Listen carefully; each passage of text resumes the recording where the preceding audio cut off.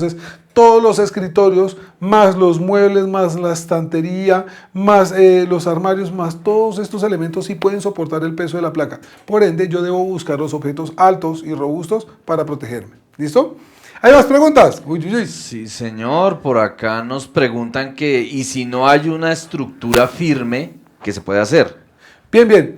Recordemos que no siempre estamos hablando de muebles y demás, pero entonces tocaría hablar con las columnas. Es importante que nosotros identificar las columnas. Al lado de las columnas podemos ubicarlos. Entonces es importante que dentro de las labores de elaboración de plan de emergencias se haga la identificación de zonas seguras y se proceda a marcarlas. Porque lo que está pasando acá es lo que puede pasar en un sismo. Se empieza a mover la tierra y ¿para dónde cojo yo? Sí, la pregunta es ¿para dónde cojo yo? ¿Qué hago? No hay dónde. Entonces, por ejemplo, si le tocó una pared muy larga y usted ve que la columna está por allá al fondote y la otra columna está por allá al fondote, lo mejor sería acostarse y pegarse al guardaescobas. Es una técnica de supervivencia. ¿Listo? ¿Hay más aportes, más preguntas? Sí, Entonces, señor. pilas, el éxito de este punto muy especial que es la identificación de zonas seguras está en la marcación. En la medida que ustedes hagan marcación de zonas seguras en su sitio de trabajo, en su empresa, ¿cierto? Las personas que habitan ese lugar, que están trabajando en este lugar, ¿cierto? Van a tener una oportunidad para protegerse. Ahora, si usted agarra en una oficina de 50 personas que están ahí sentadas enfrente del computador y coloca un solo punto de marcación, adivine qué. Entonces, se protegen del sismo, pero aparece nuestro enemigo en común que se llama COVID-19. Entonces, lo ideal es hacer muchas marcaciones para que en los puntos o zonas seguras no se congregue gran número de personas, que es lo que estamos buscando para este año. Lograr hacer un simulacro sin evacuación, con autoprotección, pero sin aglomerar personas. ¿Listo? No lo olvide, pilas, este año no vamos a evacuar, tenga mucho cuidado, pilas. Sí, extremar medidas de bioseguridad y de protección, uso del protector nasobucal, ¿cierto? Uso de guantes en caso de ser necesario, monogafas, visor, ¿cierto? Todo lo que usted necesita en cuanto a la parte de hacer prevención. El uso del alcohol, el uso del gel antibacterial, el buen lavado de manos. ¿Hay preguntas? Nos preguntan acá, si estoy en una zona libre en la calle, ¿dónde me puedo ubicar? Entre paréntesis, proteger. Muy bien, si estoy en una zona libre, punto a favor, porque no le toca buscar un punto seguro dentro de una estructura, sino ya está afuera. ¿Qué hay que hacer? Tiene que mirar en su entorno y ubicarse en la zona que esté lejos de redes eléctricas, ¿cierto? Lejos de estructuras altas, por ejemplo, ¿ven este edificio que está acá? Lejos de estructuras altas y, ojo, lejos de árboles que le puedan caer encima. Este puede ser un buen punto seguro, ¿listo? Bueno, seguro no, una zona de menor riesgo, ¿listo? Más preguntas. Uy, uy, uy, bien, Nos bien. pregunta Edison, ¿cuál es el tiempo prudente para esperar en resguardo después del movimiento sísmico? Los movimientos de tierra son paradójicos. Algunos pueden durar 1 minuto, otros duran 2 minutos. Entonces tienen diferentes tiempos de duración. Es importante que usted entienda que se debe proteger hasta que la tierra se detenga. ¿Listo? Una vez la tierra se detiene, entonces podemos esperar a la orden de evacuación si estamos en la empresa. En la casa es otro cuento completamente diferente. En la empresa lo que voy a hacer es que voy a estar quieto, me protejo, me mantengo ahí en posición protegido, ¿cierto? Y entonces alguien dice, listo, se detuvo la tierra, todo el mundo de pie. Entonces reviso mi cuerpo, ¿cierto? Reviso el cuerpo de las personas que estén conmigo, porque recuerde que la adrenalina funciona como analgésico. Usted asustado no siente. ¿Listo? Entonces es posible o puede ocurrir que se haya lastimado. Entonces reviso mi cuerpo, reviso el cuerpo de las personas que están conmigo. Si hay lesionados, activamos la brigada de emergencia. Si no hay lesionados, listo, atentos a la orden de evacuación. Para este año, como no vamos a evacuar, lo que deberíamos hacer es hacer lo que hemos hablado hasta el momento. Identificación de zonas seguras, marcación de zonas seguras, ¿listo? Y entonces vamos a activar la alarma. ¿Cómo va a ser la alarma? A viva voz, puede ser palmas, no se recomiendan silbatos o sirenas, ¿listo? Entonces, nos ponemos de acuerdo, 9 en punto de la mañana, vamos a hacer simulacro, queridos compañeros, sincronicemos relojes. Entonces, simulacro, entonces ya todo el mundo sabe que inició el simulacro. Lo primero que yo debería hacer es identifico la zona segura, me protejo, ¿cierto? Una vez me protejo, me mantengo en posición. Vamos a dejar pasar un tiempo prudente. Aquí protocolariamente podemos dejar pasar 10, 20 segundos, ¿cierto? Y ahí la segunda orden. Póngase de pie, preparación. Entonces apague, desconecte, desenergice, baje tacos, corte fluido eléctrico, fluido del gas, ¿listo? Inmediatamente usted desenergiza, listo, está listo. Y ahora, cuando se dé luz verde para evacuar, entonces una o dos o tres personas se van a parar simbólicamente en la salida de emergencia para sacar un registro fotográfico y podemos decir, hemos realizado nuestro protocolo o nuestro simulacro, respetando el protocolo de bioseguridad, distanciamiento, buen lavado de manos, uso de gel antibacterial y el protector nasobucal a toda hora y en todo momento. ¿Listo? Nos preguntan si hay recomendaciones para manejo de personas discapacitadas. Muy bien, sí, claro. En una emergencia real, ojo, vamos a separar emergencia real versus simulacro, ¿listo? Importante entender algo, el simulacro lo vamos a reportar si estoy acá en Bogotá con el IDIGER, ¿cierto? Y si estoy afuera, están los comités locales de gestión del riesgo y las alcaldías. Allá voy a reportar mi simulacro, me voy a inscribir y voy a entregar la información del pre y post del simulacro. Ahora, retomando. Si hay personas en situación de discapacidad, existen diferentes formas para desplazarlas. ¿Listo? Entonces, no hay algo escrito que diga usted tiene que sacar a esta persona en un cargue que conocemos como cargue matrimonial. ¿Sí? Es decir, lo alza en sus brazos y lo va a evacuar. ¿Listo? En algunos casos puede llevarlo a tuta o a tuntún o a caballito o como le dicen en otras zonas del país, a tuche. ¿Sí? Se monta acá y va montado en caballito y lo lleva en caballito. Lo puede llevar en silla de manos. ¿Listo? Si la emergencia así lo permite, lo puede inclusive desplazar sobre una superficie rígida, dícese de camilla. Aunque rara vez en situaciones de incendio o sismo con amenaza de colapso de estructura hay tiempo para decir acuesto a la persona sobre una camilla y me la llevo. ¿Listo? Puntos a tener en cuenta, jamás se vaya a meter a una escalera de evacuación con una silla de ruedas, no lo vaya a hacer porque se va a meter en problemas, tranquilo, ¿listo? Asigne los brigadistas que van a hacer el acompañamiento. Ahora, estamos hablando de personas en situación de discapacidad. Hablemos de una mujer embarazada. ¿Quién me ayuda? ¿Quién me aporta una idea? ¿Qué debería hacer yo para evacuar una mujer embarazada? Ojo, en emergencia real, porque en el simulacro solamente nos vamos a proteger, ¿cierto? Guardamos la posición, apenas nos dan la orden, nos ponemos de pie, nos revisamos y vamos a formarnos en la salida. 3 personas que se formen, sacamos el registro fotográfico y cumplimos con nuestro protocolo de bioseguridad. ¿Qué vamos a hacer con una mujer embarazada? ¿Qué nos dicen? Claudia nos dice mantener la calma. Diana nos dice ella debe tener un padrino que le acompañe. Muy bien. Sandra nos dice tomarla de la mano y salir pronto. Diana nos dice y ella es la primera que sale. Debo sacarla despacio de la mano, estar acompañada con alguien. Bueno, lo que pasa es que acá nosotros, no sé, los latinos tenemos como una concepción de que estar embarazado es estar enfermito y no es así, es un estado. ¿Sí? ¿Qué sí debemos hacer? Velar por la seguridad de la mamá y específicamente sobre el bebé. ¿Listo? ¿Qué vamos a hacer? Es muy fácil. Lo que voy a hacer es que agarro a una persona, digamos, yo soy la mujer embarazada, ¿cierto? Y entonces agarro al primero que va pasando, venga para acá. ¿Sí? Lo ubico enfrente de mí como si estuviera haciendo una fila. ¿Listo? Está la persona que me va a guiar y estoy yo como mujer embarazada. ¿Cierto? ¿Y qué voy a hacer? Voy a colocar mis manos, ojo, recuerde, yo soy la mujer embarazada, coloco mis manos sobre los hombros de la persona que está enfrente de mí. Y esta persona me va a llevar al punto de encuentro, yo simplemente la voy a acompañar, ¿listo? Esta persona funciona como una barricada para proteger la barriga. De hecho, es muy probable que se haga evidente que quien pone la velocidad de avanzada va a ser ella. Ella es la que presiona para que la evacuación sea un poco más rápida. Ojo, caminando sin correr.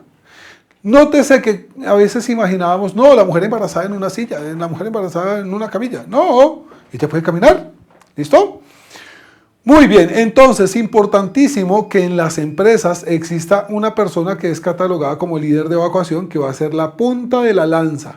¿Listo? Cuando hago referencia a la punta de la lanza es quien guía a todo el grupo al punto de encuentro. Y está atrás el grupo que se encarga de hacer el barrido, es decir, que nadie se vaya a quedar allá en el recinto. ¿Listo? Organizan el proceso de evacuación, llegarán al punto de encuentro, guardarán distanciamiento, no olvide el uso del protector nasobucal. Normas tanto en los simulacros como en las emergencias reales. Por favor, pilas con la ingesta de alimentos. Trate de no consumir alimentos durante los procesos de emergencia y de evacuación por simulacro. Pilas, no hable durante su proceso de evacuación. Pilas, importantísimo, importantísimo el hecho de llegar al punto de encuentro y estar atento a las órdenes de un grupo de personas que se llama el comité de emergencia. El comité de emergencia está un poquitico más arriba de la brigada. Ellos son los encargados de administrar la emergencia, ¿listo? Nuestra brigada de emergencias va a estar atento en el puesto de primeros auxilios que conocemos como el ACB, que hace referencia al área de concentración de víctimas o el área de clasificación de víctimas, ¿cierto? En el punto de encuentro y en el puesto de comando, ahí va a estar todo el comité de emergencias. Hasta el momento me han entendido, porfa, hágale con toda confianza. Hay preguntas. ¿Por qué no se debe usar pito ni sirena? Bien, bien. Para este simulacro lo que buscamos es evitar confusiones. ¿Por qué? Porque cuando nos colocaron acá un chip que dice que cada vez que suena alarma yo tengo que abandonar la estructura. Es decir, voy a necesitar sí o sí salir. Entonces, para evitar confusiones entre empresas, a veces hay un edificio así alto, entonces en el primer piso una empresa, dos empresas, tres empresas, y así por piso, y entonces con que una active el sistema de alarma confunde a todo el mundo y todo el mundo empieza a evacuar. Y recordemos que este año la premisa es no debo evacuar. ¿Listo? ¿Más preguntas? Tenemos una que dice que qué se puede hacer con las personas sordas. Muy bien, muy bien. Entonces, notaba que, o bueno, me logré dar cuenta que ustedes mencionaron al padrino, ¿sí? En algunas empresas le llaman el ángel de la guarda. ¿Cómo así el ángel de la guarda? Yo lo cuido a usted, usted me cuida a mí. ¿Listo? En caso de emergencia, si yo me lesiono, usted me va a colaborar, pero si usted se lesiona, tranquilo que yo le voy a colaborar, ¿sí? El ángel de la guarda, y entonces funciona, digamos, en esta oficina tenemos 1, 2, 3 sillas, ¿cierto? ¿Notan que hay 3 sillas? Es decir, yo soy el ángel de la guarda de mis 3 compañeros. Pero si algo me pasa, ellos también me van a cuidar a mí. Entonces todos somos el ángel de la guarda de todos. Entonces, en este caso, con las personas del programa sordo, hay empresas que tienen programa sordo y entonces, ¿qué ocurre? Asignan ángeles de la guarda o padrinos, ¿cierto? En emergencia real, normalmente el sistema de alarma tiene que tener un sonido y tiene que tener estrobos, ¿listo? Entonces el sonido tipo sirena, chirrido y demás, ¿sí? Y los estrobos para alertar a aquellas personas que tienen dificultades auditivas o problemas auditivos del programa sordo, ¿listo? Nos dicen acá que si por favor puede repetir lentamente los pasos de lo que incluye el ejercicio del simulacro de evacuación. Bien, bien. Entonces, paso 1, conserve la calma. Entonces, debemos tener ya un guión hecho de lo que vamos a hacer ese día. Algunas empresas harán simulacros de escritorio, algunas empresas harán simulacros aplicados a la realidad. Paso 2, entonces ya tengo el guión, lo que voy a hacer es proceder a llevarlo a la realidad. Hago una reunión pre-simulacro, le aviso a todo el personal de mi empresa que voy a hacer un proceso de evacuación, ¿cierto? Que mi objetivo es hacer un simulacro de emergencia de autoprotección. No vamos a evacuar, de autoprotección. Entonces, ¿qué debo hacer? Les socializo a todos mis compañeros. Oiga, ¿notaron que en las paredes hay unos letreritos que dicen zona segura? En caso de que inicie una emergencia, en este caso para el simulacro, voy a hacer un sonido. Este lo protocolicé yo, las palmas. ¿Listo? Cuando ustedes escuchen las palmas de mi mano, entonces ¿qué van a hacer? Todos se van a dirigir a las diferentes zonas seguras y se van a ubicar en una posición de protección. Aquí empieza el simulacro y tomo el tiempo. Inició, digamos, en mi reloj, son las 3:26:24. Ese día, es decir, mañana, nuestro simulacro va a empezar a las 9 de la mañana. ¿Listo? 9 en punto de la mañana. Muy bien, entonces inició la emergencia, ellos se protegen, ¿cierto? Mantenemos un tiempo de espera. Entonces, en el tiempo de espera lo que hago es que, listo, doy la segunda orden, ellos se ponen de pie, yo tomo el tiempo, segunda orden, entonces lo que sería, lo que simbolizamos el proceso de evacuación, que es las 2 o 3 personas apuntando hacia la puerta. Doris Bernal nos hace la pregunta, buenas tardes, si estamos en terreno y las palmas no se escuchan, ¿cómo se activa la alarma? Muy bien, si estamos en terreno, porfa, puede ser un poco más explícita en cuanto a terreno, es decir, estaríamos hablando de una construcción o de un, no sé, pozo petrolero, no me es clara la pregunta. Por favor, Doris, ¿me puedes repetir la pregunta? Exactamente, una construcción. Muy bien, excelente, entonces la construcción. A veces podemos utilizar para este tipo de escenarios un sistema de alarma propio, bien sea un silbato. Lo que pasa es que cuando dije no silbatos, no alarmas, estoy hablando de empresas grandísimas o de edificios, ¿sí? En esta construcción podemos utilizar un silbato, ¿listo? Que ya va a ser socializado entre todos. Pilas, cuando suene el silbato, entonces vamos a iniciar la alarma, ¿listo? Entonces, más preguntas. Oscar Moreno nos dice cómo se hace para evacuar pacientes en hospitales, clínicas y aún más en UCIs. Bueno, excelente pregunta. De hecho, mi sonrisa fue porque hace curiosamente media hora estábamos hablando del tema. ¿Listo? Bueno, tenemos una clínica o un hospital, ¿cierto? Este hospital tiene 1, 2, 3, 4 pisos. ¿Listo? En el tercero queda el quirófano. ¿Listo? En el cuarto queda observación o unidad de cuidados intensivos también, ¿cierto? Arriba queda hospitalización y abajo pues atención al usuario, consulta externa y demás. Entonces, en los hospitales puedo hacer una evacuación de la siguiente manera. Esto es una evacuación horizontal. ¿Cómo así? De área, ¿me veo? De área a área. Es decir, los evacúo del ala derecha hacia el ala izquierda. ¿Listo? Dependiendo del tipo de emergencias. Hay otra que se llama transversal. 2, de piso a piso. Y 3, una evacuación general. Hasta ahí, bien. Cuando digo, tengo que evacuar pacientes, ¿cierto? Lo que acabo de hablar de área a área, de piso a piso o una evacuación general, ¿sí? Estandarizo. Ahora, hay pacientes que se pueden desplazar por sus propios medios, ¿cierto? Hay pacientes que están postrados en cama y hay pacientes que definitivamente, su condición de salud no se lo permite. Por ejemplo, un caso puntual, los pacientes de COVID-19 que están en unidad de cuidados intensivos y que están en una fase de sedación, ¿sí? En un coma inducido o en una fase de sedación. Estos pacientes no pueden evacuar por sus propios medios. Entonces, ¿qué ocurre acá? Aquí aparece un criterio que se llama sistema START. El sistema START tiene como objetivo clasificar rápidamente a los lesionados. Los que pueden ser evacuados por sus propios medios podrán ser evacuados y los que no permanecerán en las zonas marcadas como zonas seguras dentro de los ambientes hospitalarios. Por eso es importante que nuestro plan de emergencias hospitalario sea realizado específicamente a conciencia, porque el plan de, por ejemplo, la empresa de recreación no es para nada igual al plan de emergencias hospitalario. De hecho, este plan de emergencias es un poco más fuerte, más robusto, viene cargado con muchos más procedimientos operativos normalizados, más criterios frente al manejo del paciente. ¿Listo? También se debe contemplar los procesos de evacuación en salas de cirugía. Les contaba que en el tercer piso estaban salas de cirugía y entonces, ¿cómo haría el médico si agarra, inicia sedación, seda al paciente, abre el paciente y empieza la emergencia? Entonces, ¿qué debería hacer ahí? ¿Listo? Los criterios están plasmados muy bien, deben estar muy bien plasmados, en el protocolo, en el procedimiento operativo normalizado o en el plan de contingencia por emergencia detectada.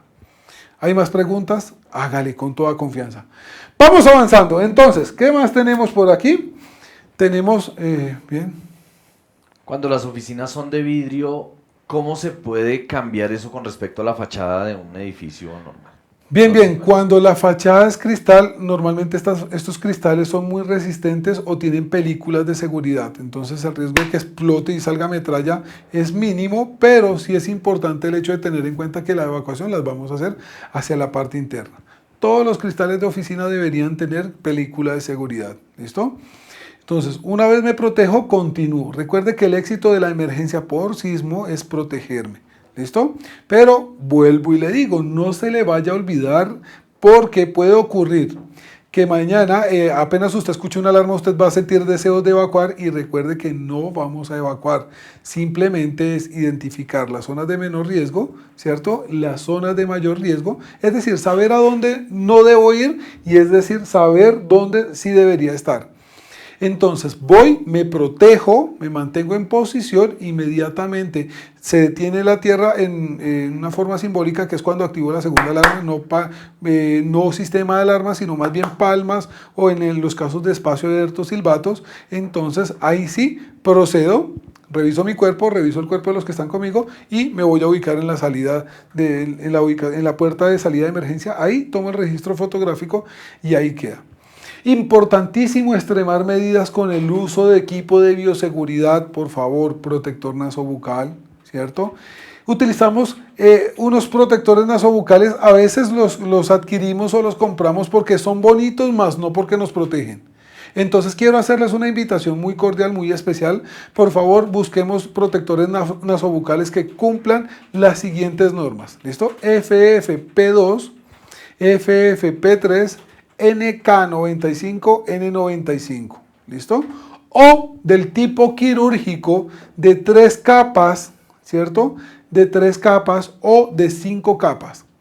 Yo entiendo que allá afuera nos venden el trapito tapabocas, pedacitos de tela, dibujitos así raros, diseños extraños, pero no nos están protegiendo. Importantísimo el uso del protector nasobucal. Segundo, importante, hasta el momento la única vacuna que tenemos para el coronavirus es el lavado de manos.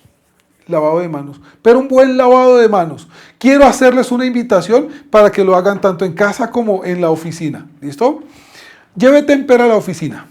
Y entonces, ¿qué vamos a hacer? Coloco a mi compañero, le digo, muy bien, estire la mano, muy bien, y le coloco témpera en la mano, una gotica, ¿listo? Y le voy a decir, aplíqueselo como si fuese gel antibacterial. Y usted va a notar que hace por acá, por acá, por acá, por acá, por acá, por acá, y listo. Le va a decir que haga esto. Cuando se seque la témpera, lo va a llevar al baño y le va a decir, cúbrase los ojos. Le coloca una venda en los ojos, ¿listo? Y le va a decir, lávese las manos. Y entonces usted va a notar que él cumple su protocolo de bioseguridad, ¿cierto? Para mostrar que sí se sabe lavar las manos. Y una vez se lava las manitos, usted le dice, muy bien, cierra el flujo de agua, le dice, séquese las manos con el viento, hace esto, ¿cierto? Le quita la venda. Y si quedaron rastros de témpera en la mano, quiere decir que debe reforzar su protocolo de lavado de manos. Queridos compañeros, es importantísimo, es muy necesario que todos cumplamos nuestros protocolos de bioseguridad. Pasamos un pico, eso no quiere decir que ya podemos bajar la guardia, no, de hecho este es el momento correcto para extremar medidas, tanto en la empresa como en la casa. ¡Pilas! Nos están contagiando de coronavirus, pero no son los desconocidos. Usted va por la calle y utiliza su tapabocas y anda mirando a todo el mundo como sospechoso de coronavirus, ¿cierto? Pero cuando llega a la oficina, cuando llega al trabajo, ¿qué hubo? ¿Cómo le va? ¿Cómo está? Sí, ¿qué más? ¿Qué ha habido? No, sí. Oiga, pregunta, ¿a los amigos no les da coronavirus?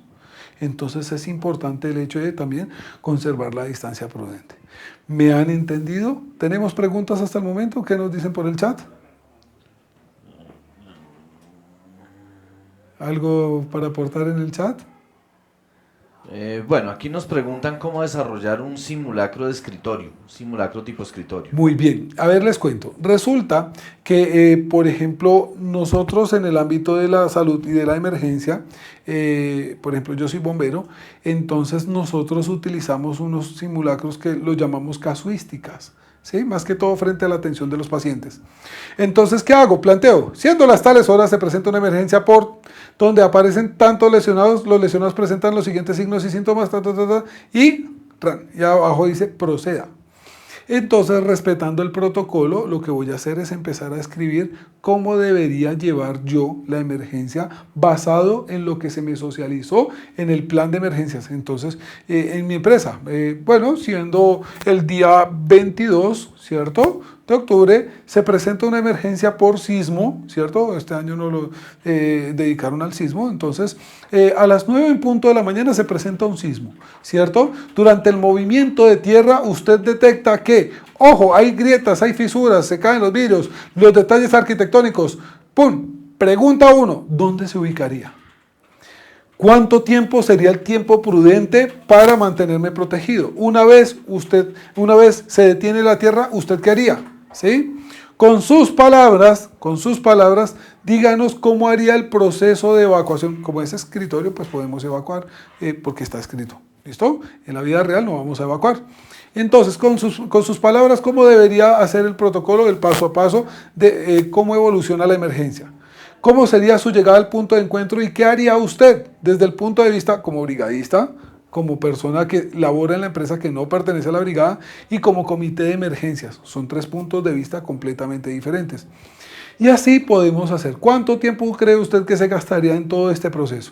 ¿Listo? Entonces, mido tiempo de respuesta, cuánto se demora escribiendo, y mido tiempo de respuesta, cuánto me dice él que se puede demorar en hacer este procedimiento. Ya en un futuro debemos agarrar este simulacro y llevarlo a la realidad y compararlo lo que escribieron versus lo que hicieron. ¿Listo? Todos los simulacros deben tener un guión de simulacro, ¿cierto? Tienen que tener su fase práctica y, ojo, la fase de informe. El informe es supremamente importante, igual tenemos que reportarlo ante el IDIGER, ante la Dirección Nacional de Gestión de Riesgo y de Desastres, ante las alcaldías, ante los comités locales de gestión de riesgo. Y entonces, ¿qué vamos a hacer? Una vez entrego la información, entonces ellos van a confirmar que sí participamos, que estuvimos muy juiciositos en este proceso del simulacro. ¿Listo?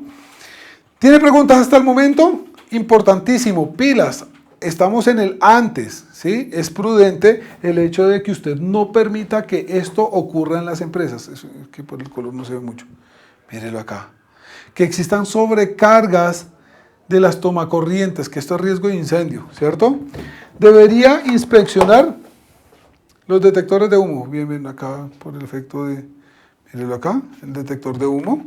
Muy bien, confirmar que esté funcional. ¿Escucha? Eso quiere decir que está funcional. Presioné este botón que dice acá test. Bueno, acá hay un botoncito. Yo lo presiono y él me dice a mí si está funcionando o no. ¿Listo? Mírenlo ahí. Quiere decir que está funcionando. Inspeccionar equipos de emergencia. Ojo, se debe hacer al menos una vez cada 3 meses o dependiendo del protocolo de la empresa. Algunas empresas lo hacen 2 veces al año, algunas empresas simplemente lo hacen una vez al año, pero lo ideal es hacer inspección de equipos de emergencia, porque si se nos llega a salir de las manos algún tipo de emergencia, vamos a tener nuestros equipos siempre disponibles. ¿Qué necesitamos para nuestras empresas? Necesitamos camillas, necesitamos los botiquines, necesitamos extintores, detectores de humo. Si la construcción así lo amerita, necesitamos redes hidráulicas contra incendio, rutas de evacuación, señalización. Entonces vamos viendo todo lo que puedo llegar a necesitar. Ojo, porque en casa hablan del kit de emergencias, pero nosotros acá en la empresa también vamos a necesitar elementos para enfrentarnos a una emergencia. ¿Listo? Debemos señalizar el punto de encuentro, debemos socializar todo lo que tenemos, socializar a nuestros brigadistas. Mire, tenemos tantos brigadistas, ellos están uniformados ellos tienen esto que los identifica como brigadista. Por favor, en caso de emergencia, hágale caso, está muy bien entrenado, viene a capacitación, va a la parte práctica, entonces domina muy bien el tema. Importante socializar nuestros brigadistas, tener nuestro plan de emergencias actualizado, nuestros elementos para enfrentar una emergencia, ¿cierto? Nuestros botiquines, en la cartilla, en la guía que les enviamos, en la infografía que les enviamos, entonces hicimos referencia a cómo ensamblar los botiquines. Entonces nos ha funcionado muy bien. Una recomendación que podemos hacer es apoyarnos sobre la norma ANSI Z308.1 de 2015. Esta norma me dice qué es lo que debería tener un botiquín, porque a veces las estructuras son tan pequeñas, son empresas muy pequeñas, y entonces comprar un botiquín clase C o clase A, clase B, entonces a veces esta norma es como un poquito más centradita en el tema de botiquines. ¿Listo? Más preguntas, hágale con toda confianza. Que si puede repetir la norma, por favor. ANSI Z308, ANSI Z308.1, ¿cierto? Punto 1 del 2015. Vamos a revisarla y me cuentan, ¿listo? Sin embargo, en la infografía está el cómo llevar la emergencia, ¿listo? El cómo ensamblar nuestros botiquines. ¿Tienen preguntas? Quiero compartir con ustedes un video de comportamientos de emergencia, ¿listo? Para asimismo darle paso a mi compañero para que hable con ustedes de emergencias en el hogar, ¿listo? ¿Ya conmigo hablaron algo de empresa? ¿Tiene pregunta en cuanto a comportamientos en la empresa? Recuerde, por favor, no se le olvide, pilas, porque no queremos que mañana haga el oso ya usted solo en el punto de encuentro. Pilas, Recuerde, mañana 22 de octubre a las 9 de la mañana vamos a hacer nuestro simulacro de autoprotección. Perdón, es que tengo el concepto de evacuación siempre. Entonces, de autoprotección, ¿cierto? Que tiene como objetivo enseñarle a usted cómo protegerse en una situación de emergencia. No vamos a evacuar, no vamos a utilizar sistemas de alarma, ¿cierto? Vamos a llevar tiempos a tomar registros fotográficos y hacer nuestro informe de simulacro. ¿Hay pregunta? Dos preguntas. Una, si estamos solos por piso dentro de una empresa, ¿cómo se debe hacer? Uf, excelente pregunta. Entonces deberíamos coordinarlo con los grupos de seguridad y salud en el trabajo para ver qué tienen protocolizado hasta el momento. Si no hay nada protocolizado, podemos armar un piso, hacemos el simulacro, sacamos el registro fotográfico y ya. Preventivamente hacemos un simulacro. Recuerde, distanciamiento, lavado de manos y uso de protector nasobucal. Otra pregunta. Si hay personas que deseen salir al punto de evacuación, ¿pueden salir usando los elementos de protección de bioseguridad o definitivamente les decimos que no deben salir? Definitivamente optemos por seguir las recomendaciones de la alcaldía, tengamos en cuenta que pues, nos están enviando la guía de autoprotegernos, porque todos los años siempre evacuamos y entonces siempre suena la alarma y sí, corre para el punto de encuentro, pero este día va a ser muy especial, es decir, mañana va a ser muy especial porque es cuando ustedes detectan las zonas seguras en su sitio de trabajo. Entonces la invitación cordial es, pilas, vamos a enfocarnos en las zonas seguras, ¿listo? Autoprotección, autoprotección, autoprotección, ¿listo? Bien, bien. ¿Más preguntas? ¿No hay más preguntas? ¿Listo? Vamos a proceder entonces a colocar nuestro video. Entonces, por favor, vamos a estar atentos y vamos a proceder al cambio con mi compañero. Muchísimas gracias a todos por su atención y por su asistencia. Nos veremos en una próxima ocasión. Yo veré buena suerte con su simulacro.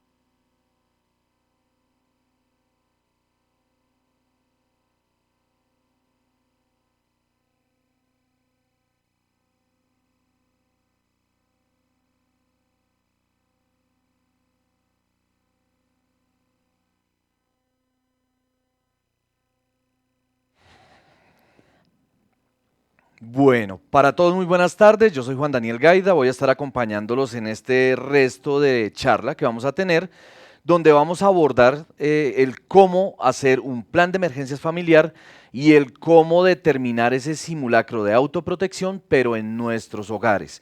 Ya Luis Carlos nos habló un montón de elementos y un montón de condiciones que se deben tener en cuenta dentro de una empresa o dentro de una organización. Ahora hablemos un poquito sobre la casa, que era una pregunta muy frecuente ahí en el chat.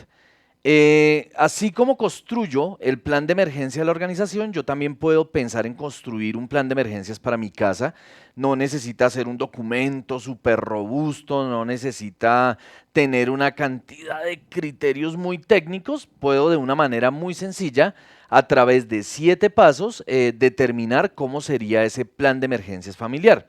En el video ya nos comentaban acerca de esos 7 pasos, pero vamos a darles otra vez una retocadita y vamos a ver si quedan dudas al respecto.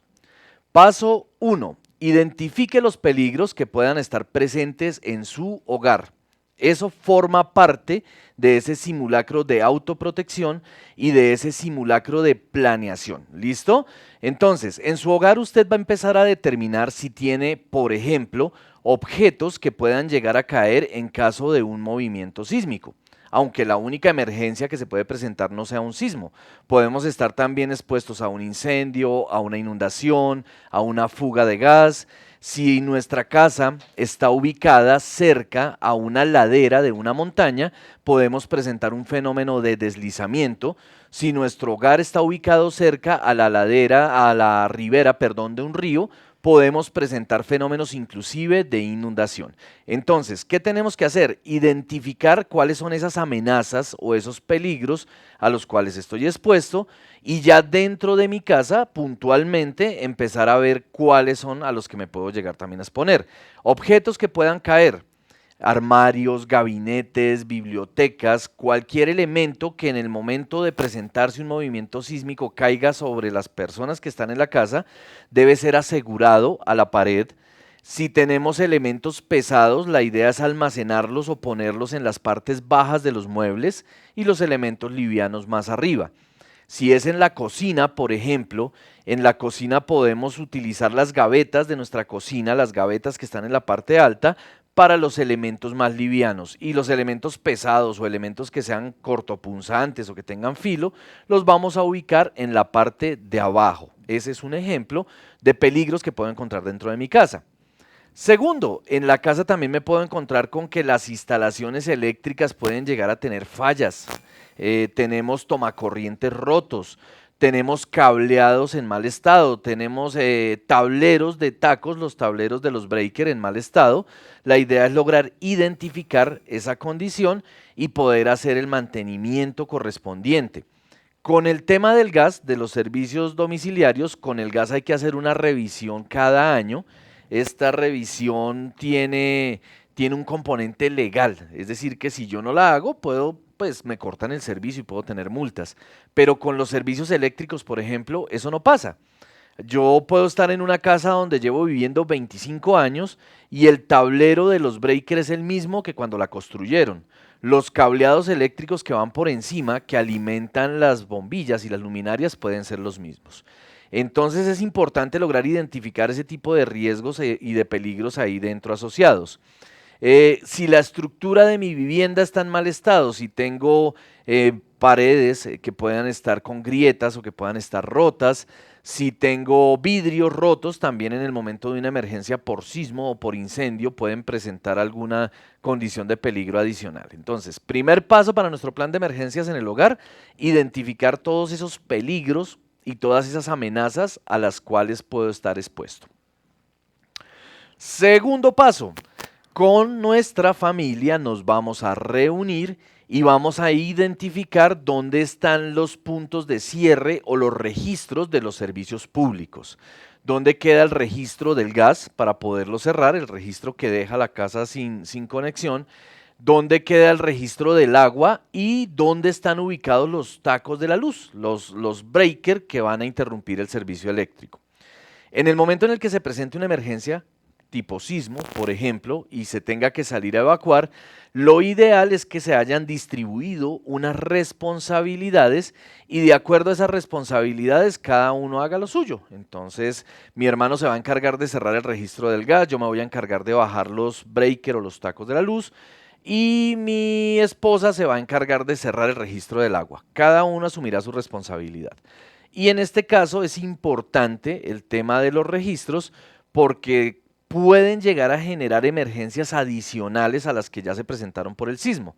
Si tenemos, por ejemplo, un cable que se haya roto y que esté presentando un cortocircuito, y adicional a eso tenemos una fuga de gas, pues vamos a tener un incendio grandote o una explosión después de que se presente un evento sísmico, para poner ese ejemplo del evento sísmico. Tercer paso, usted ya hizo una identificación de los peligros que están dentro de su hogar, ya hizo una verificación de los registros que puede cerrarse en esos servicios públicos, ahora va a empezar a identificar cuáles son los peligros que están en su comunidad. Su casa, por ejemplo, está ubicada cerca a una estación de servicio, a una gasolinera, a un sitio donde distribuyen combustible. Eso es un peligro adicional para usted que puede estar ahí en la comunidad. Su casa está ubicada en la ladera de una montaña, en la ribera de un río. En el entorno inmediato, ¿cuáles pueden ser esos peligros que me está aportando esa parte comunitaria? A esos peligros les solemos llamar amenazas desde esta parte de evaluación y prevención de emergencias. ¿Qué es una amenaza? Un evento que puede ser de origen natural, que puede ser de origen tecnológico o antrópico no intencional, o un evento que puede ser de origen social. Y la idea es que yo empiece a identificar esas amenazas en todo ese entorno comunitario. Ejemplos de amenazas de origen natural, la que hemos mencionado a lo largo de toda la charla, que es el evento sísmico, sin embargo no es el único que se puede presentar. Adicional a un sismo, podemos tener una tormenta eléctrica con rayos, con relámpagos y con centellas.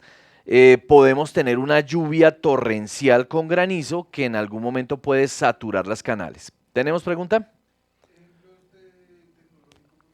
Ok, perfecto, muy bien. Vamos entonces para los tecnológicos. Ya vimos que los naturales son los asociados a esos fenómenos que la naturaleza pone o tiene ahí en nuestro entorno. Los tecnológicos o antrópicos no intencionales, les dicen también, el nombre es un poquito complejo, entonces siguen utilizando en muchos casos el nombre tecnológico. Incendios son producidos por actividades humanas no intencionales en este caso. Se puede producir un incendio por un fenómeno donde tengo materiales combustibles, inflamables, y de manera accidental se dio una fuente de ignición. Entonces ese sería un ejemplo de tecnológico. Fuga de gas, que puede ser al interior de mi vivienda, si a mí se me queda abierta una hornilla de la estufa, un fogón de la estufa, o que puede ser en el exterior de mi vivienda si, por ejemplo, están haciendo obras civiles y una máquina de estas amarillas grandes rompe un tubo del gas grandote y se empieza a fugar el gas. Eso ya sería una amenaza de origen tecnológico. De origen tecnológico, derrames de sustancias químicas. Hace un momento alguien en el chat ponía que hoy en día que estamos manejando todo el tema de los desinfectantes y del amonio cuaternario y de todos estos productos, que si se podía considerar una amenaza o si se podía considerar como un evento asociado. Sí, señor. Si tenemos cantidades pequeñas o grandes de sustancias químicas y esas sustancias químicas se riegan, se derraman sobre el piso y llegan a un efluente de un sifón, de un drenaje o a un efluente hídrico externo, ya estamos generando una emergencia en ese punto. Esos podrían ser tres ejemplos importantes de amenazas de origen tecnológico. Explosiones asociadas, por ejemplo, al uso de cilindros de gas en la casa, cilindros o pipetas que pueden llegar a estar en mal estado y que pueden generar una explosión. Entonces ahí tendríamos ejemplos de amenazas de origen tecnológico. Y las amenazas de origen social, que son ya actividades generadas por el hombre de manera intencional que pueden producir una emergencia o un desastre. Aquí encontramos el tema de las manifestaciones que pueden estarse manifestando al frente de mi casa y en algún momento se torna este escenario violento y cuando empiezan a lanzar piedras, pues mi casa también termina viéndose afectada porque los ventanales quedan hacia la carrera 30, por ejemplo, si están ubicados en Bogotá. El hecho de que yo salga a la calle en la noche y me puedan robar es una amenaza también, o que en una emergencia, por ejemplo, yo evacúe mi casa y al salir de la casa los ladrones se metan y roben lo que quedó ahí en mi vivienda en tanto yo estoy evacuando. Eso puede ser una amenaza de origen social. En esta parte importante, que hagamos un barrido y que logremos identificar esas amenazas a las cuales estoy expuesto en mi vivienda, así como lo hacemos dentro de una empresa o de una organización. Una vez hemos identificado las amenazas, tenemos que pensar en qué tan vulnerables podemos llegar a ser nosotros a esas amenazas. Ejemplo, en mi casa puede existir la amenaza de incendio porque tengo materiales combustibles.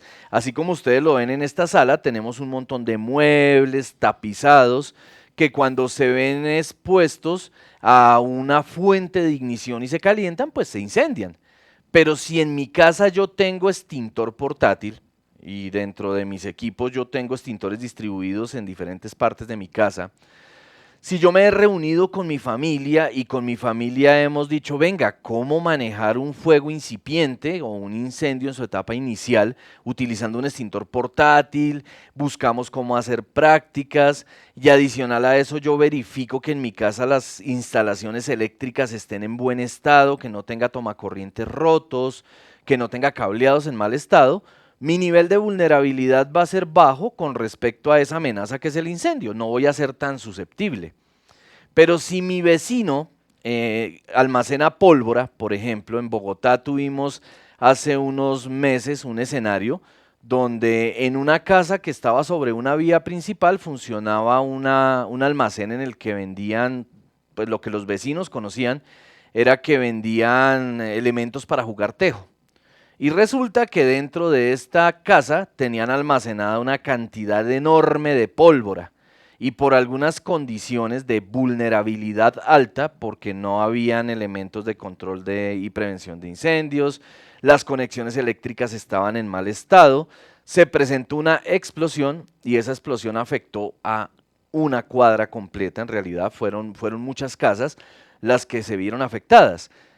La amenaza de incendio está presente en ambas partes, pero en un lado son más vulnerables que en el otro porque no cuentan con los recursos, la idoneidad y la capacitación para poder hacer el manejo de ese incendio. Entonces, yo tengo que identificar dos cosas inicialmente. ¿Cuáles son esas amenazas a las que estoy expuesto en el entorno?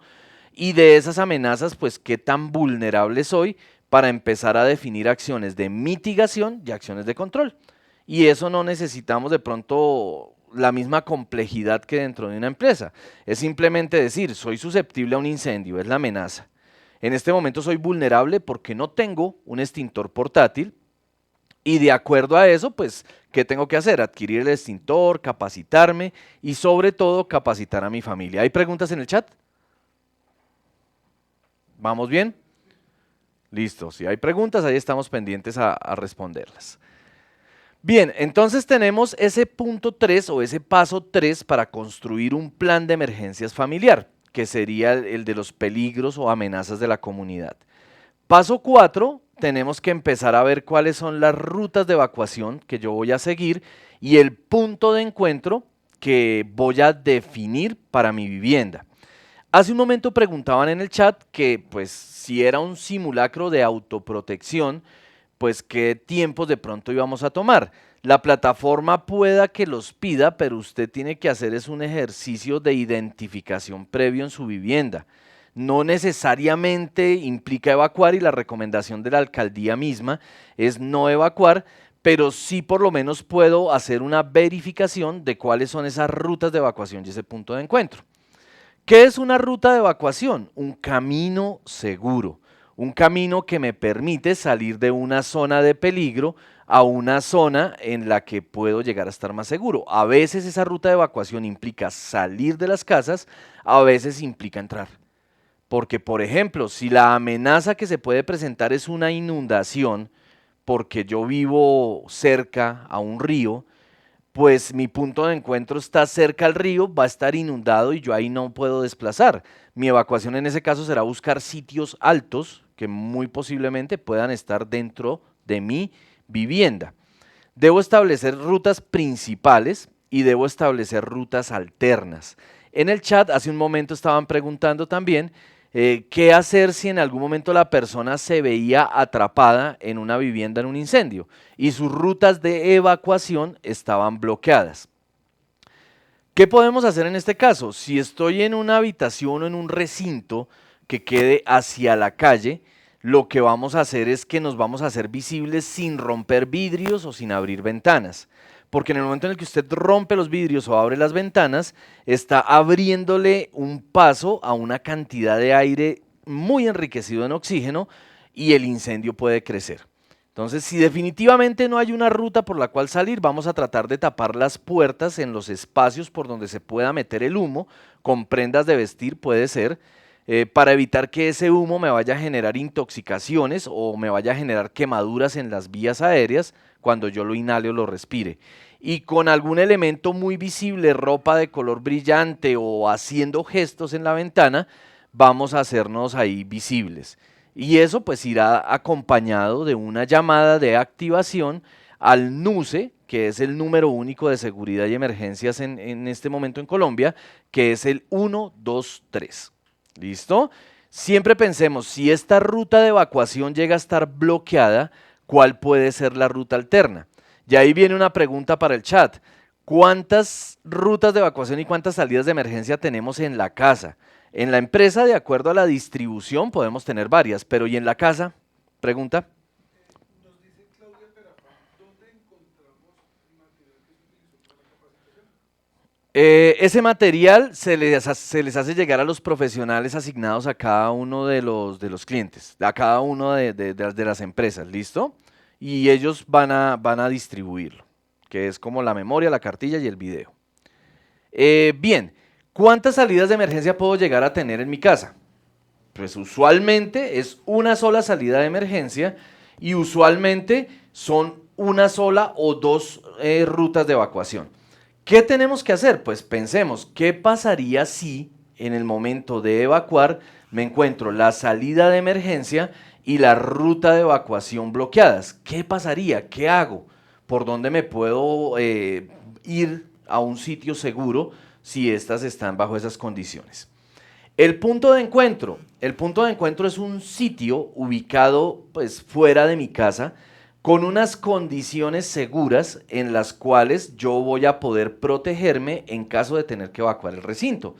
El punto de encuentro en lo posible no debería estar rodeado de árboles muy grandes o frondosos que en caso de un evento sísmico me puedan caer encima.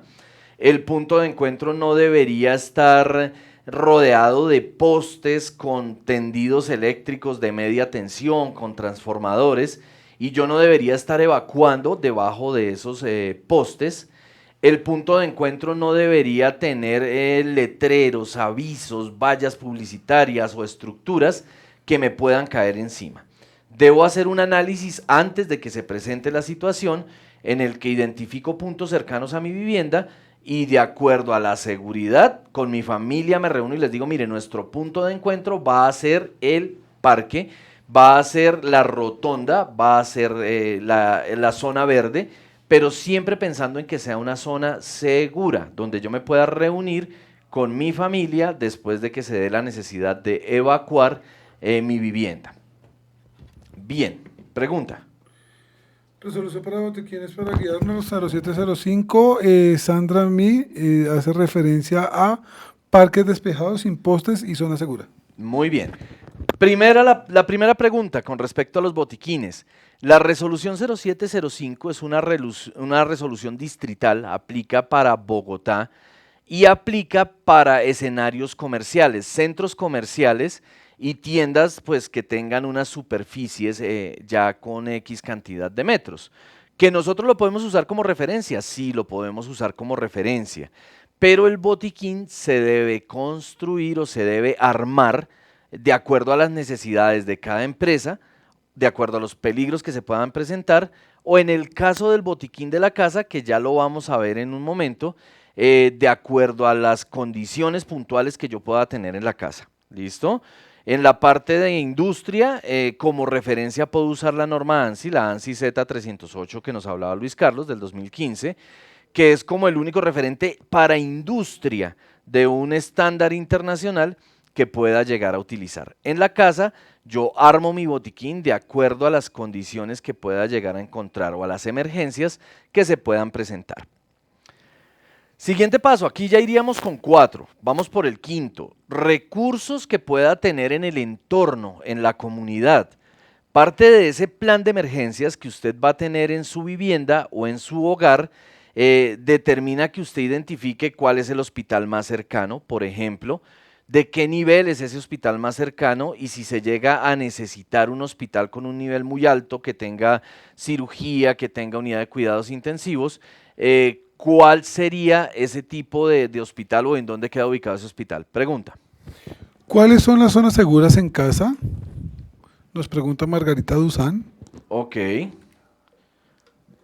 Listo, Margarita, ya te doy respuesta con eso. Termino aquí esta partecita de los recursos y ya te doy respuesta. Dentro de los recursos puedo ubicar hospitales, estaciones de bomberos cercanas, estaciones de policía, el cuadrante, el CAI, todos esos elementos que yo puedo llegar a necesitar de primera mano, o esas entidades o esos equipos que puedo llegar a necesitar de primera mano que están afuera en el entorno de mi casa, donde tengo ubicado hidrantes, que los hidrantes son unas torres usualmente rojas, de las cuales se conectan los vehículos de bomberos para poder hacer la prestación de un servicio alimentando su máquina. ¿Listo? Bien, en el hogar, hablábamos hace un momento, o Luis Carlos nos comentaba desde una empresa, cuáles pueden ser las zonas seguras que puedo encontrar. Ahora pensemos en la casa.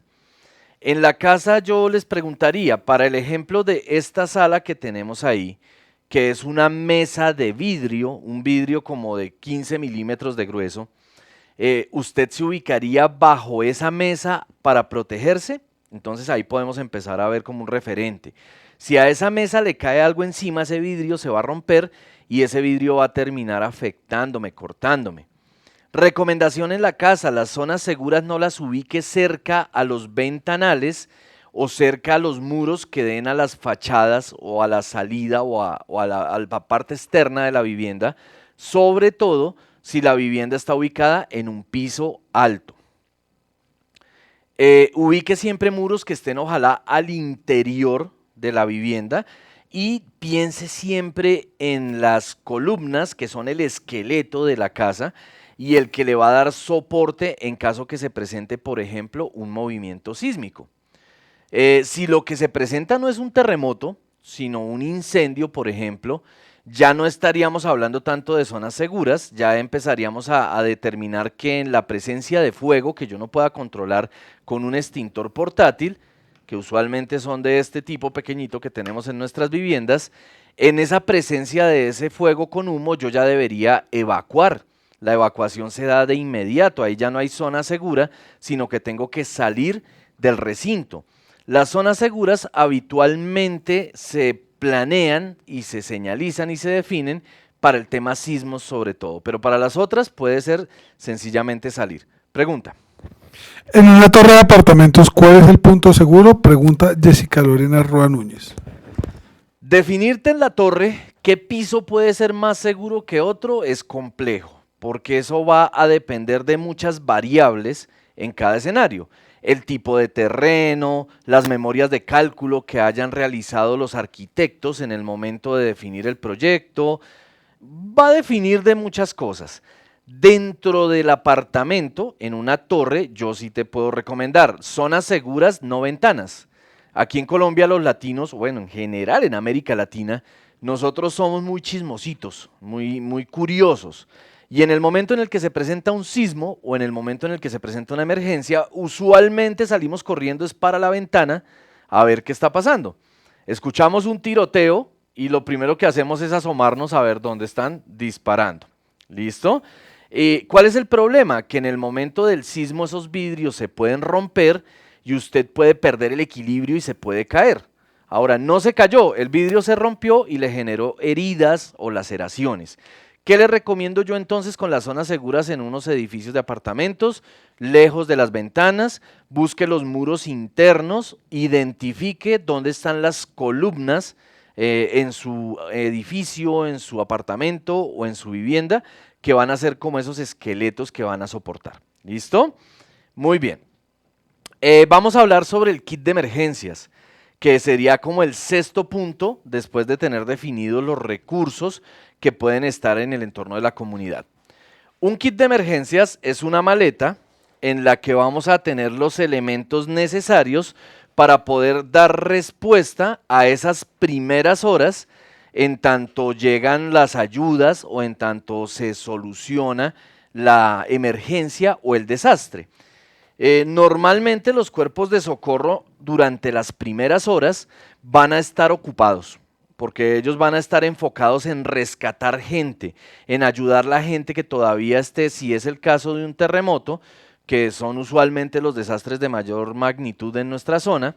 Ellos están rescatando gente, de tal manera que las primeras 48 a 96 horas muy posiblemente yo tenga que soportar ese tiempo con lo que tengo en las manos. Vamos a hacer una maleta donde vamos a tener una serie de elementos. Fíjense en el tamaño de esta maleta.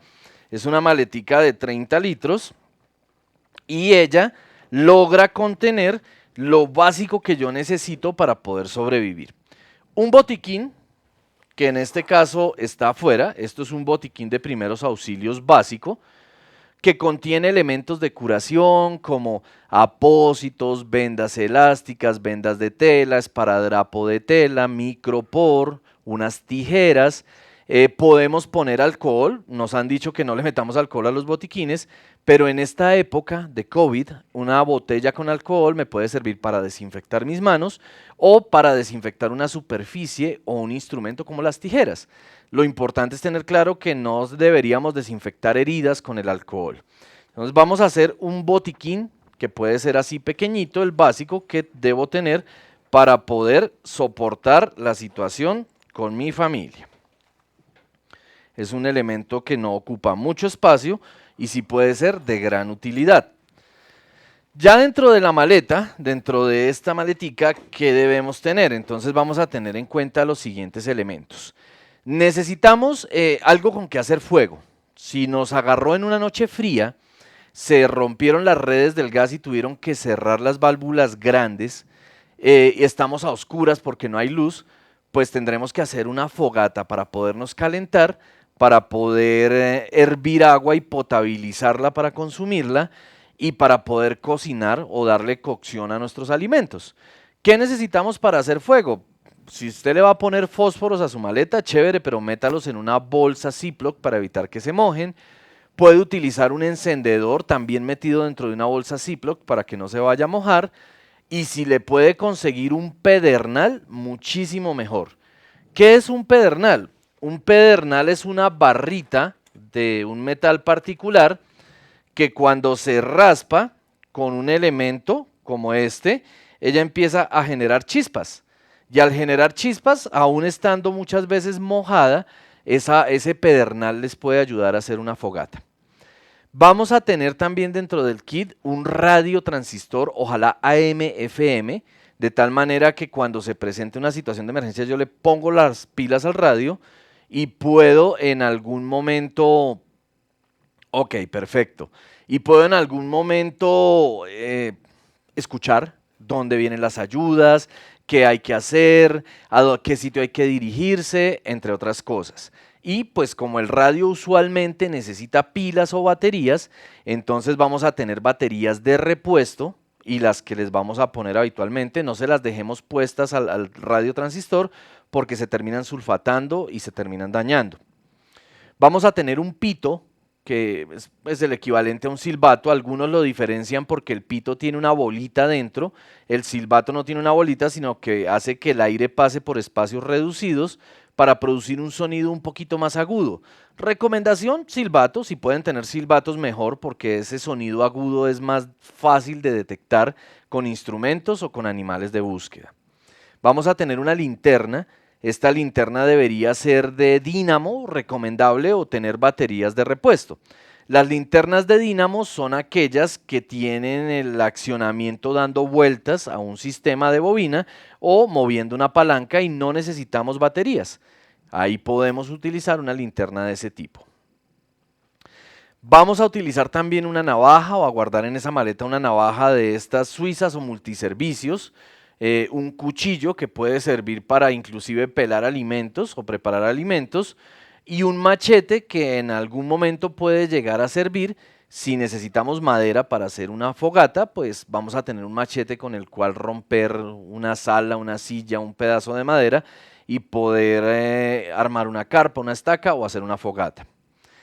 Vamos a tener una cuerda o un cordino. Los cordinos son cuerdas delgadas de 7,5 a 9,5 milímetros de grosor, de diámetro, y un tramo de más o menos 20 metros que me va a ser de gran utilidad en el momento en el que necesite armar una carpa o en el momento en el que necesite inclusive amarrar algo, sujetar algo, alar algo. Ese cordino va a ser de mucha utilidad. Vamos a tener pastillas purificadoras de agua. Estas pastillas las venden en las grandes superficies, en las secciones de camping. Por favor, no vayan a comprar Pato Purific de ese azul o no vayan a comprar marcas comerciales que tengan aromas, porque no van a ser de utilidad al momento de tener que potabilizar agua. Venden unas pastillitas especiales para esto. Usted en su maleta puede guardar 3, 4, 5, 6 botellas de agua, pero en el momento en el que una familia de 4 personas tenga necesidad, eso va a ser para una noche o 2 noches a lo sumo. ¿Listo? Piedra lumbre, que se usa en algunos procesos antisépticos o de desinfección, también puede ser de gran utilidad. Un gotero con hipoclorito, entonces vamos a tener un frasco pequeño con gotas de hipoclorito, la misma recomendación que para las pastillas de cloro. No vamos a comprar el que tiene aroma a lavanda, el que tiene aroma a limón, sino lo que es hipoclorito puro, que puede ser de utilidad para potabilizar el agua o para desinfectar alimentos. Yo puedo ponerle hipoclorito al agua con el cual lave verduras, con el cual lave frutas, y puedo evitar enfermedades gastrointestinales. Y vamos a tener un plástico grueso y ancho de por lo menos 10 metros. Este plástico nos puede servir para ponerlo bajo un sitio en el cual tengamos que poner nuestras cosas, poner un colchón, o en el peor de los casos inclusive para armar una carpa o para armar un sitio del cual resguardarme de la lluvia y de las inclemencias del clima. ¿Listo? Ahí tendríamos unos elementos de supervivencia. Adicional a esos elementos de supervivencia, también debería tener unos elementos que me brinden de pronto confort o bienestar. Dentro de esos elementos hablamos de una muda de ropa. Tener una mudita de ropa ahí en esa maleta va a ser de mucha utilidad. Muchos de nosotros dormimos en pantaloneta, en boxer o en pijamas, y si tenemos que salir, la emergencia nos agarró a mitad de la noche, pues vamos a tener con qué resguardarnos del frío y con qué abrigarnos y con qué cubrirnos. En el terremoto que se presentó en Ecuador hace un par de años, 2 días después del terremoto, veíamos cómo los noticieros hacían paneos o pasaban cerca donde estaba la gente, y se veían personas sentadas en un andén con una mano adelante literalmente y otra mano atrás, porque al momento de tener que salir de su casa y evacuarla, no tenían esta maletica. Vamos a tener elementos de higiene, crema dental, cepillo de dientes, un jabón, una toalla para poderse secar. Las frazadas, en este momento ustedes consiguen en el mercado unas mantas térmicas. Aquí hay, ¿cierto? Sí, listo. Esto es una manta térmica, es una cobija. Y así de pequeñita como la ven, puede arropar a 2 personas adultas perfectamente. Esta manta térmica van a encontrar que tiene un lado dorado y un lado plateado. Y tiene las 2 funciones, dependiendo de si usted quiere conservar la temperatura en el cuerpo de la persona o quiere protegerla de la temperatura o el calor radiante que pueda estar en el entorno. Si usted quiere proteger a la persona, va a desplegarla y pone el lado plateado hacia el cuerpo de la persona para que el calor se refracte como en un espejo y se mantenga en el cuerpo. Si quiere protegerla del calor radiante, del calor que viene del exterior, pues le da la vuelta, pone el lado plateado hacia afuera y va a funcionar como un espejo también, evitando que la temperatura llegue directamente a la persona. Caben en un bolsillo muy fácilmente de la maleta y puede tener, si usted tiene una familia de 4 personas, puede tener perfectamente 4 frazaditas de estas, 4 mantas térmicas en un bolsillo lateral de la maleta. Versus tener 4 cobijas de algodón de estas que son grandes, que ocupan mucho espacio y que si llega a llover se van a mojar y al mojarse pues van a hacer que perdamos más rápido la temperatura del cuerpo. ¿Listo? Alimentos también deberíamos tener dentro de nuestra maleta. Podemos tener alimentos ojalá no perecederos, evitar al máximo tener lechugas, evitar al máximo tener repollos, evitar al máximo tener cosas de ese tipo. Entonces podemos tener elementos como esto, granola, elementos como maní con pasas en una noche fría. Esto me puede dar bastantes calorías y a mi familia también le puede generar un gasto o una carga calórica bien amplia. ¿Listo? Y por supuesto, no nos olvidemos de nuestros peluditos, de nuestras mascotas. Ellos también se pueden ver afectados en el momento de una emergencia. La idea es que podamos tener también alimentos y pues cosas de consumo para ellos. ¿Listo? Ya por último, después de tener ese kit de emergencias armadito, vamos a hacer un plano de evacuación de la vivienda. A mano alzada lo podemos hacer con una regla y con un papel nosotros mismos, en el cual vamos a identificar cosas importantes. ¿Dónde están los registros? Los vamos a marcar, registros del agua, de la luz y el gas. ¿Dónde están los extintores?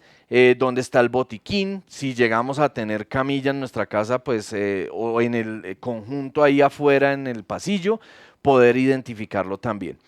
Con estos 7 pasos, nosotros podemos armar un plan de emergencias familiar. Y para el día 22, que vamos a hacer nuestro simulacro de autoprotección, ya mañana, podemos empezar a evaluar si todos esos pasos que tenemos se ajustan a la realidad de nuestra vivienda, de nuestra familia, de las amenazas internas y de las amenazas que tenemos en el entorno. Les vamos a poner un videíto que nos habla también sobre una estrategia que planteó el distrito que se llama las 6 jugadas maestras. ¿Qué hacer antes, durante y después, en este caso puntual de un sismo, para poder contar con ese escenario de autoprotección? No sé si tengan preguntas hasta acá. ¿Preguntas habrán ahí en el chat? ¿No? Ok, perfecto. Damos lugar entonces al video y agradecemos mucho por haber participado en este evento cortico pero sustancioso. Cristiano, pues que agradece mucho, que muchas gracias, que muy chévere, interesante. Súper, Cristian. A ustedes por haber participado, por haberse conectado y haber dispuesto este tiempo para esta charlita. Muy amables, que Dios los guarde, que les vaya bien mañana y que tengan una buena tarde. Vamos con el video, no se vayan a desconectar, por favor.